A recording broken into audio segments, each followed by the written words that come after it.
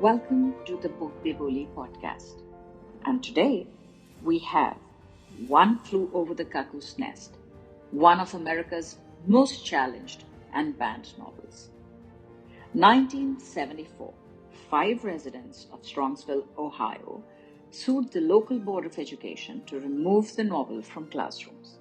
They deemed the book pornographic and said that it glorifies criminal activity, has a tendency to corrupt juveniles, and contains descriptions of bestiality, bizarre violence, and torture, dismemberment, death, and human elimination. 1975, the book was removed from public schools in Randolph, New York, and Alton, Oklahoma. 1977, removed from the required reading list in Westport, Maine. 1978, banned from the St. Anthony Fremont High School, and the teacher who assigned the novel was fired. 1982, challenged at New Hampshire High School. 1986, challenged at Aberdeen, Washington High School in honors English classes. 2000, challenged at the Yorba Linda University, California. Parents say that the teachers could choose the best books, but they keep choosing this garbage over and over again. The teacher who assigned this as reading was fired. The year 2000? Let me bring it to your attention again. The year 2000? We are in the 21st century, and someone is calling this garbage. Can you even imagine? And today we have Sushmit with us, who is going to talk about this so much misunderstood and challenged and banned book. Hello Sushmit, it's good to have you here. Hello everyone, my name is Sushmit. I am 17 and I study in Delhi Public School, Gurgaon. I am an avid writer and write short stories in my spare time. I love playing sports and play cricket semi-professionally. I also occasionally produce music and write songs, but I definitely wouldn't call myself an expert in the field. Well, set in an Oregon psychiatric hospital, the narrative serves as a study of the institutional processes and the human mind, as well as the critique of behaviorism and a celebration of humanistic principles. What do you think of the setting of the book, being a psychiatric hospital and all? The psychiatric hospital is the novel's primary setting. It is a small world of routine, regulation, and discipline, all dictated by Nurse Ratched, the ward's head nurse. She controls all the patients within the hospital's closed, confined, oppressive space. Nurse Ratched uses divide and conquer tactics to pit the patients against each other, further strengthening her rule. The hospital's interior seems to act as a microcosm of totalitarian society, and Nurse Ratched is the powerful figure who dictates how things work. Much of her power is focused on keeping the patients isolated from the outside world. When McMurphy shows up, he undermines her by changing the setting of the book. Brompton's tale focuses mainly on the antics of the rebellious Randall Patrick McMurphy. He's a character who invokes many emotions. How would you grade him? Randall Patrick McMurphy is a red-haired, wild American of Irish descent. He consistently engages in brawling and gambling. It is perhaps part of his innate nature that he does not adhere to social strictures. It is also reasonable to assert that his imprisonment during the Korean conflict deeply impacted his distrust of authority. The fact that he was awarded the Distinguished Service Cross for leading an escape foreshadows events later in the novel. It also creates a better understanding of his motivations. McMurphy represents freedom and determination, characteristics that wildly clash with the oppressed world, which Nurse Ratched controls. Through Chief Brompton's narration, the novel establishes that McMurphy isn't crazy, but rather that he is trying to manipulate the system to his advantage. His sanity contrasts with what Kesey implies is an insane institution. That's so true. The head administrative nurse, Nurse Ratched, rules the ward with absolute authority and a little medical oversight. Don't you feel that Nurse Ratched's ward looks like a totalitarian society? It is necessary to state that the mental asylum can be used as a model of a totalitarian society. It possesses the main characteristic features of a totalitarian state. It has a tyrant that rules the state and submissive citizens that are controlled, oppressed, and watched constantly. It is maintained due to the cult of personality and the support of the secret police played by the other staff members.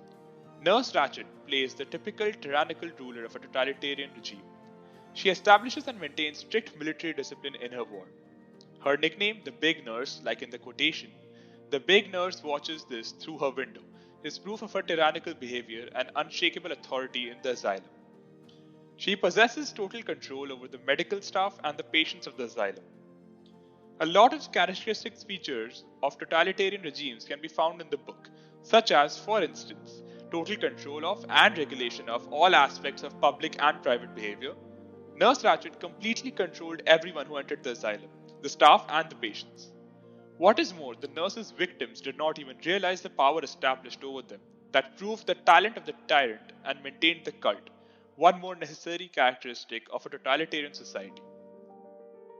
After the entire thing that I was speaking about the book being banned and, the book being termed as garbage, we at Bookbibuli feel that there should not be policing of books. What, however, is what has to be kept in mind is your taste, your aptitude, and how you like certain books, because the author has a perspective, and so does the reader. And this is what we believe in Bookbibuli. One Flew Over the Cuckoo's Nest has been criticized for its treatment of race and gender. Why do you think this is the case?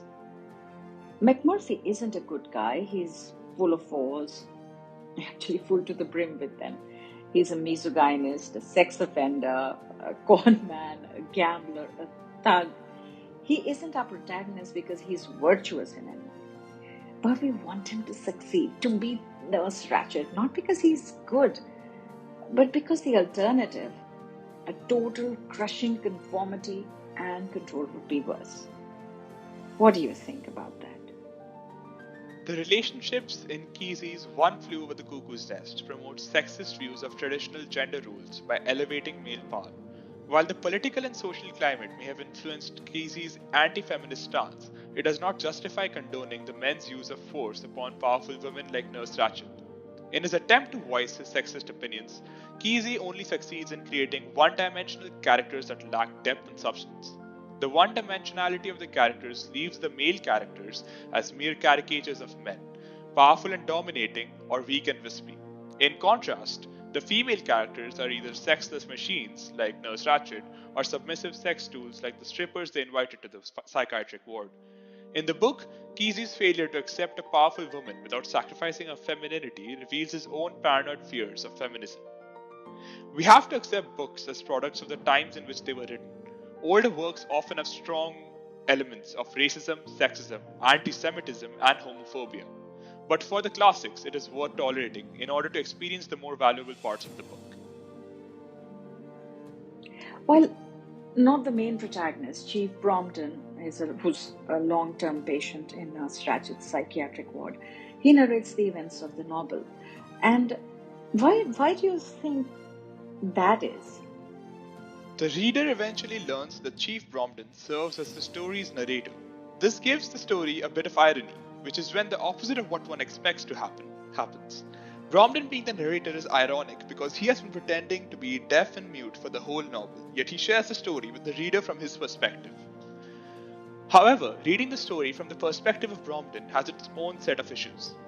Because the chief has paranoid schizophrenia and is heavily medicated almost all of the time, he is considered an unreliable narrator and cannot be trusted to reveal the actual reality of the events that transpired in the story. Brompton himself even addresses this point in his final statement.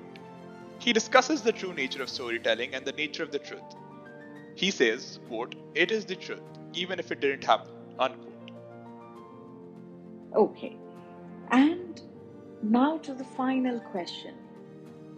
You have read the book and you have liked the book.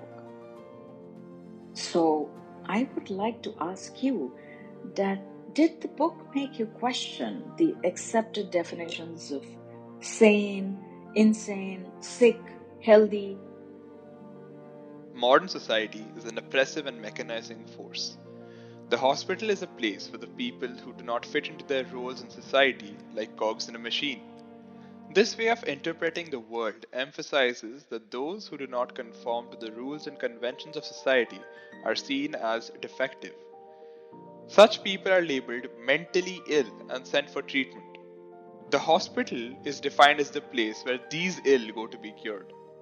However, in the cases of Ellis, Ruckley, and Tabor, the cure, being in the psychiatric ward, is worse than the disease. Ellis and Ruckley are considered failures, but Tabor is regarded as a success. Though called a success, he functions like a robot, incapable of independent thought after he leaves the hospital. As such, he fits perfectly into society. Thank you so much. It has been a pleasure to have you with us. It was a great pleasure to be a part of this experience. It truly let me broaden my horizons by letting me choose which book I wanted to review. Reviewing books is an undervalued art, and I would love to come back again later. Thank you for having me, and thank you Bookbibuli for this unique experience. And there, my friends, is One Flew Over the Cuckoo's Nest.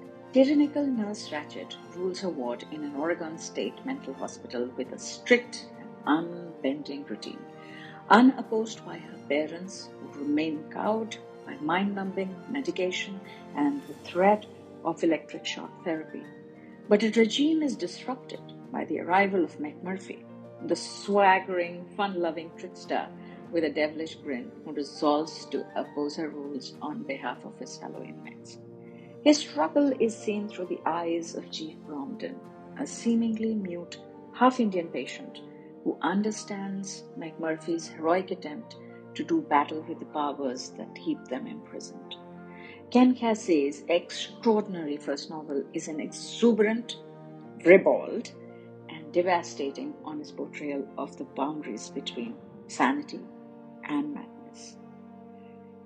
And now it's time for the Bookbibuli read record. The reading competency required for this book is 6. The reader should be able to comprehend the colloquial. The writing style is different, and you will take some time to get used to it. The language is easy, however, the flow and the style being different, it takes a little while to get used to it. If you like it, you can possibly finish it in 3 to 4 days, and it can be read with bricks. But if you do not like it, feel free to shelve it on your DNF list. The genre is classics, mental health, and psychology. It will be a natural extension to a reading trajectory which already has Fear and Loathing in Las Vegas, Slaughterhouse-5, and The Catcher in the Rye. The book is disturbing and would only be suitable for ages 15 and above. The plot obviously raises a lot of ethical questions. The monotypic, iconoclastic novel illustrating the evils of unbridled government oppression in institutional forms within a democracy, both subtle and ruthless. One Flew Over the Cuckoo's Nest evinces the force of literature as a monument of wit that will survive the monuments of power. Once you have read this, you are ready for A Clockwork Orange by Anthony Burgess. Again, I would like to put a rider there. This might or might not be your cup of tea, so be a little careful. And just to end, ting, tingle, tingle, tremble toes. She's a good fisherman, catches hen, puts them in a pens. Wire, blyer, limber, lock, 3 geese in a flock. One flew east, one flew west, one flew over the cuckoo's nest. Out spells out, goose swoops down and plucks you out. All the best and happy reading.